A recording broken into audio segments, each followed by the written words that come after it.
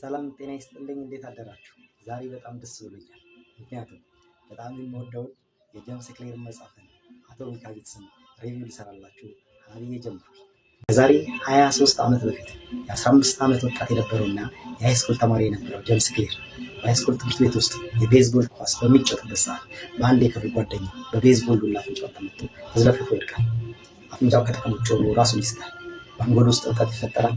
የቤዝቦል አሰልጣኙና ጓደኞቹ አቃቅፈው ወደ አንድ ሆስፒታል ይወስዱታል። ይህ ሁሉ ከሆነ በኋላ ዶክተሮቹ ባደረጉት ርብርብ ህይወቱን ማትረፍ ተችሏል።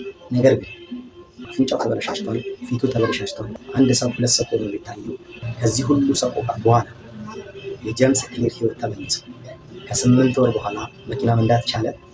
ከ1 ዓመት በኋላ ወደሚወደው ቤዝቦል ሜዳ ጀምስ ክሌር የሃይስኩል ትምህርቱን ጨርሶ ወደ ዴንሰን ዩኒቨርሲቲ ይገባል።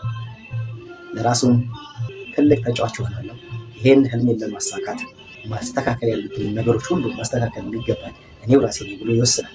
በዴንሰን ዩኒቨርሲቲ አንድ የቤዝቦል ቡድን ይቀላቀላል።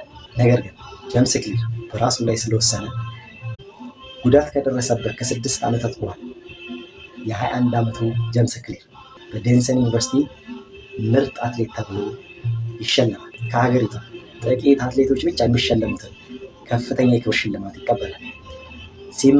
ከዩኒቨርሲቲው ሲመረቅ በ8 ዘርፎች የዩኒቨርሲቲ ጉዳት ደርሶበት ከሞት ከተረፈ ከ10 ዓመት በኋላ የ25 ዓመቱ ጀምስ ክሌር .com የሚባል ብሎግ ከፍቶ ያሳለፋቸውን ታሪኮች፣ ልምዶቹን ማካፈል ይጀምራል። ተከታዮቹ በአንድ ዓመት ውስጥ 30 ሺህ ነበር። ሁለተኛው ዓመት 100 ሺህ። በ2015 ዓመተ ምህረት የ28 ዓመቱ ወጣት ጀምስ ክሌር በአሜሪካና በአውሮፓ በተለያዩ ከተሞች በሚዘጋጁ በትላልቅ ኢቨንቶች ላይ ልምዱን እንዲያካፍል የህይወት መንገዱን እንዲያካፍል ንግግር እንዲያደርግ ይጋበዛል። ንግግርም በሺህ በሚቆጠሩ ሰዎች ፊት ንግግር ማድረግ ልምዱን ማካፈል ይጀምራል። በኢቨንት እስከ $50,000 እንደሚከፈለው በአንድ ዓመት ውስጥ በታይም እና በፎርቹን መጽሔት ላይ የተጻፉት አርቲክሎቹ 8 ሚሊዮን ሰዎች አንብበውት 8 ሚሊዮን ሰዎች።